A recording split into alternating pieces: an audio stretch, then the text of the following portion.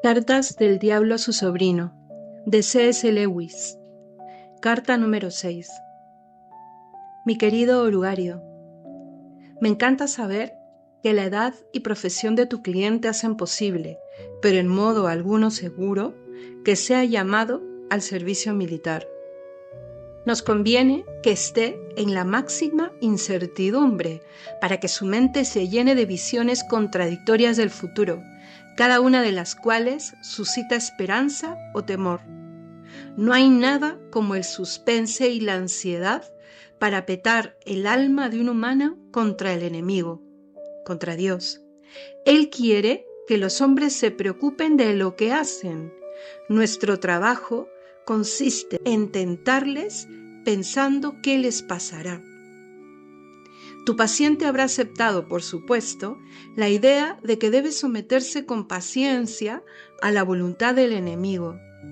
Lo que el enemigo quiere decir con esto es, ante todo, que debería aceptar con paciencia la tribulación que le ha caído en suerte, el suspense y la ansiedad actuales. Es sobre esto por lo que debes decir: hágase tu voluntad, le dice el enemigo, y para la tarea cotidiana de soportar esto se le dará el pan cotidiano. Mas es asunto tuyo procurar que el paciente nunca piense en el temor presente como en su cruz, sino solo en las cosas de las que tiene miedo. Déjale considerarlas sus cruces. Déjale olvidar que, puesto que son incompatibles, no pueden sucederle todas ellas. Y déjale tratar de practicar la fortaleza y la paciencia ante ellas, pero de modo anticipado. Porque la verdadera resignación, al mismo tiempo, ante una docena de diferentes e hipotéticos destinos, es casi imposible. Y el enemigo no ayuda demasiado a aquellos que tratan de alcanzarla.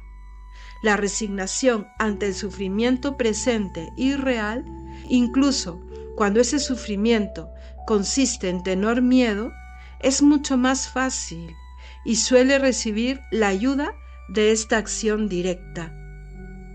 Aquí actúa una importante ley espiritual.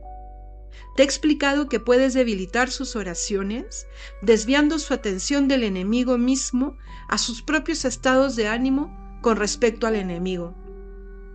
Por otra parte, resulta más fácil dominar el miedo cuando la mente del paciente es desviada de la cosa temida al temor mismo, considerado como un estado actual e indeseable de su propia mente. Y cuando considere el miedo como la cruz que le ha sido asignada, pensará en él inevitablemente como en un estado de ánimo. Se puede, en consecuencia, formular la siguiente regla general. Escucha.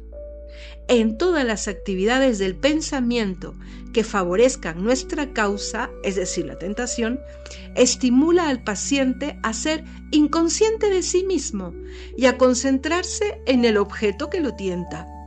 Pero en todas las actividades favorables al enemigo, a Dios, haz que su mente se vuelva hacia sí mismo, que no piense en Dios.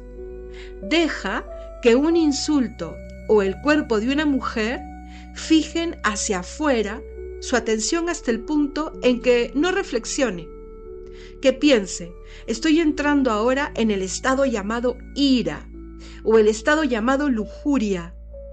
Que no piense en eso. Por el contrario, deja que reflexione. Mis sentimientos se están haciendo más devotos o más caritativos. Fije su atención hacia adentro hasta el punto que ya no mire más allá de sí mismo para ver a nuestro enemigo o a sus propios vecinos. En lo que respecta a su actitud más general ante la guerra, no debes contar demasiado con esos sentimientos de odio que los humanos son tan aficionados a discutir en periódicos cristianos o anticristianos. En su angustia, el paciente puede, claro está, ser incitado a vengarse por algunos sentimientos vengativos, dirigidos hacia los gobernantes alemanes, y eso es bueno, pero hasta cierto punto. Puede ser una especie de odio melodramático o mítico, dirigido hacia cabezas de turco imaginarias. Nunca ha conocido a estas personas en la vida real. Son maniquíes modelados en lo que dicen los periódicos. Los resultados de este odio fantasioso son a menudo muy decepcionantes. Y de todos los humanos, los ingleses son en ese aspecto los más deplorables mariquitas. Son criaturas de esa miserable clase que ostentosamente proclama que la tortura es demasiado buena para sus enemigos y luego terminan dándole té y cigarrillos al primer piloto alemán herido que aparece en su puerta trasera. Hagas lo que hagas, habrá cierta benevolencia, al igual que cierta malicia en el alma de los hombres, también de tu paciente. Lo bueno es dirigir la malicia a sus vecinos inmediatos, a los que ve todos los días, y proyectar su benevolencia a la circunferencia remota, a la gente que no conoce. Así, la malicia se hace totalmente real y la benevolencia en gran parte imaginaria. No sirve de nada inflamar su odio hacia los alemanes si al mismo tiempo un pernicioso hábito de caridad está desarrollándose entre él y su madre, su patrón y el hombre que conoce en el tren. Piensa en tu hombre como en una serie de círculos concéntricos, de los que el más interior es su voluntad. Después sigue el intelecto y finalmente la imaginación. Difícilmente puedes esperar al instante excluir de todos los círculos todo lo que huele al enemigo, pero debes estar empujando y empujando constantemente todas las virtudes hacia afuera, hasta que estén finalmente situadas en el círculo de imaginación. O sea, que las virtudes sean solo imaginación y todas las cualidades deseables hacia adentro, hacia el círculo de la voluntad. Solo en la medida en que alcancen la voluntad y se conviertan en costumbres, no son fatales las virtudes. No me refiero, por supuesto, a lo que el paciente confunde con su voluntad, la furia y el apuro consciente de las decisiones y los dientes apretados, sino el verdadero centro, lo que el enemigo llama el corazón, que no lleguen ahí las virtudes. Todo tipo de virtudes pintadas en la imaginación o aprobadas por el intelecto, o incluso, en cierta medida, amadas y admiradas, no dejarán a un hombre fuera de la casa de nuestro Padre. De hecho, pueden hacerle más divertido cuando llegue a ella. Tu cariñoso tío, Scrutopo. Vamos ahora a la explicación de esta carta.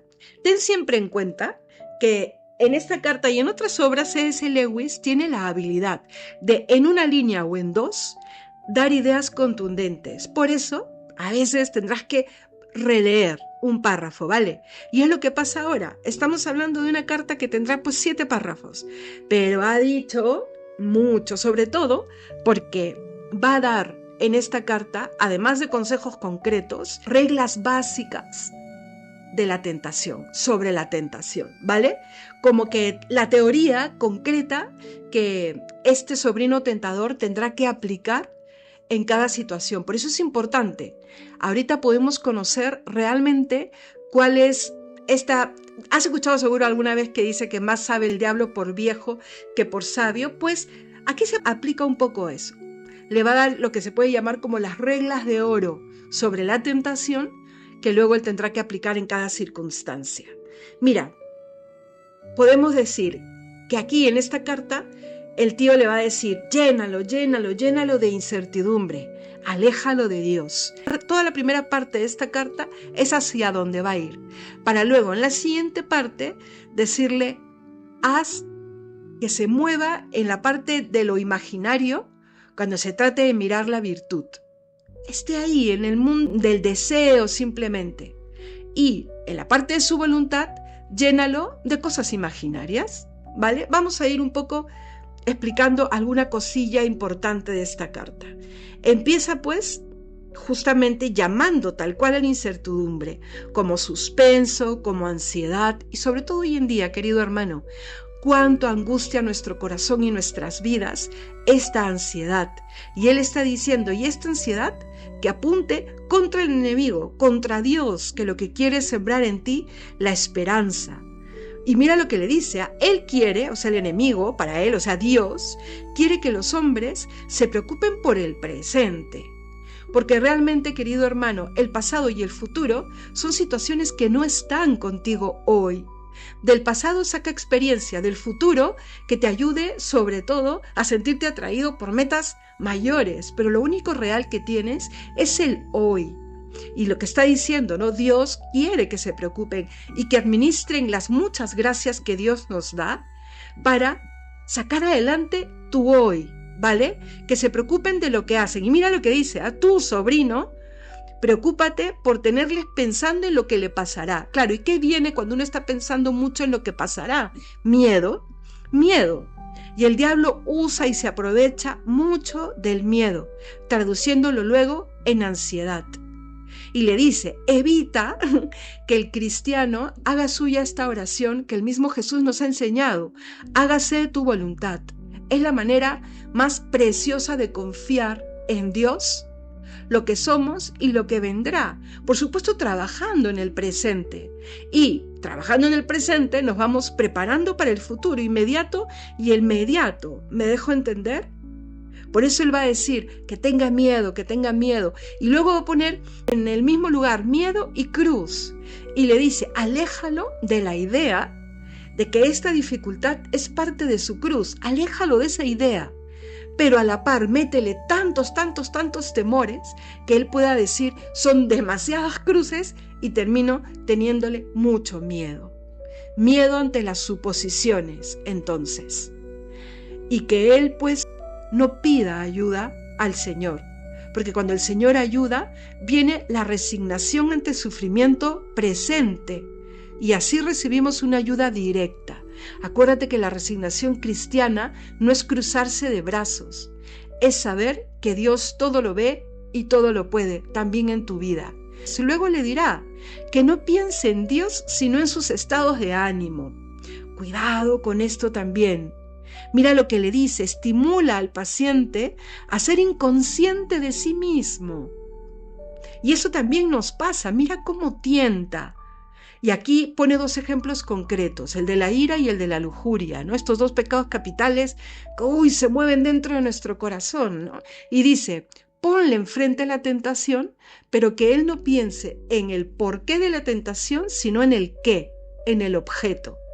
Que, apriete los dientes frente a esto que le está causando ira, pero que piense en la persona que le está causando ira y no en por qué está teniendo esa impaciencia. Estoy conduciendo en pleno tráfico en la ciudad y empiezo a insultar dentro de mí al que se cruza con su auto. Y en vez de pensar, ten paciencia, no puedes hacer nada en contra de este tráfico, focaliza la atención en los que están fuera y eso finalmente te amarra en una vida llena de situaciones pecaminosas. Igual con la lujuria, mira, te voy a nombrar los dos ejemplos concretos, que focalice en la mujer o en el hombre que está causando esos sentimientos impuros, más que en el que reflexione por qué está teniendo esos pensamientos impuros, cuando el cuerpo del otro es un templo. Por eso va a decir que no reflexione, sino que traduzca cualquier pensamiento en solo estados de ánimo. Miedo a la cruz, que no reflexione, etc. Vuelve a estos ejemplos, está casi en el tercer párrafo, creo, y vuelve a leerlo, ¿no? Y bueno, saca nuevamente a relucir el tema de la guerra. Y nosotros en la carta anterior habíamos dicho, si bien no estamos en guerra, tenemos nuestras propias pequeñas guerras. Y le dice, mira, no vas a sacar mucho de las grandísimas batallas, porque en las grandísimas batallas tenemos también ayudas mayores. Pero le dice, piensa en cómo es el ser humano y le da una lección de antropología que me parece súper interesante. Le dice, ¿no? Hagas lo que hagas, el ser humano tiene benevolencia y también tiene cierta malicia. Entonces, aprovecha. Siembra la malicia en aquellos que tienen lejos. Y mira, muchas veces nos pasa, y le pone ahí el ejemplo, muchas veces estamos renegando de la política, por ejemplo, este presidente, este ministro, o gente que que tú no puedes darle solución, es más, o que no te mueves para darle solución, ¿no? Y ahí desfogas toda tu malicia. Y él dice, no, al revés. Ahí desarrolla toda la benevolencia en los que están lejos, ¿no? En los que sufren el hambre en África. No estoy diciendo que no tengamos sensibilidad para con el otro, pero realmente son benevolencias imaginarias cuando no tenemos resueltas la malicia, ¿no?, para con los que están más cerca. Por eso él le dice, malicia, hazla real, con quienes vive, con su jefe, con sus amigos, con los cercanos. Y la benevolencia, pues desarróllala de una manera más imaginaria. Pues tú voltéalo. Y cuando hagas un examen de conciencia, pregúntate, ¿he sido bueno con mi prójimo más próximo? Por eso siempre estará diciéndote que lo real sea imaginario. Y lo ideal, lo que está lejos, tú creas que es lo más real. Empieza por el hoy, empieza por ti, empieza por lo cercano. Y termino con esta última parte, que puede parecer un poco confusa, por eso te digo volver a leerlo, ¿no? Porque le dice, confúndela. Es como la regla de oro de la que te decía, ¿no? Al principio le he hablado de contradicciones, de sembrar el miedo, ¿no? En fin, y ahora completa esto primero diciéndole, confúndelo. ¿Cómo? Hacia la voluntad, o sea, hacia lo más hondo del alma, hacia ahí lleva todo lo imaginario, ¿no? Todo lo que está ahí en los sueños que están en la estratosfera y que ni siquiera sabes cómo lograr. Y al revés, hacia la imaginación, toda la búsqueda de las virtudes reales. Por eso habla de estos círculos concéntricos, ¿no? Algo así como dice Santa Teresa. O sea, el alma es como un castillo interior que tiene muchos círculos. En el más hondo está lo que llamamos el corazón, lo que Dios llama el corazón, la voluntad, ¿no? Luego el entendimiento y finalmente la imaginación, que es, digamos, lo más epidérmico. Entonces él dice, lo más profundo, que a la vez es lo más real, llévalo a la imaginación, que se mueva en ese ámbito de lo sentimental, y lleva hacia la imaginación todas las virtudes reales que tiene que trabajar. O sea, que esté ciego ante lo que está sucediendo en él mismo. Nunca, nunca permitas estar ciego ante lo que se mueve dentro de ti, hacia las consecuencias de tu obrar, hacia de dónde surgen tus pensamientos, lo que hemos estado viendo en los proverbios, ¿no? La maldad que puede haber en tu hablar, en tu obrar, en tu corazón, es algo que tienes que trabajar. Porque lo que él quiere es hacerte ciego ante eso que sucede en tu corazón. Y como termina prácticamente la carta, ¿no?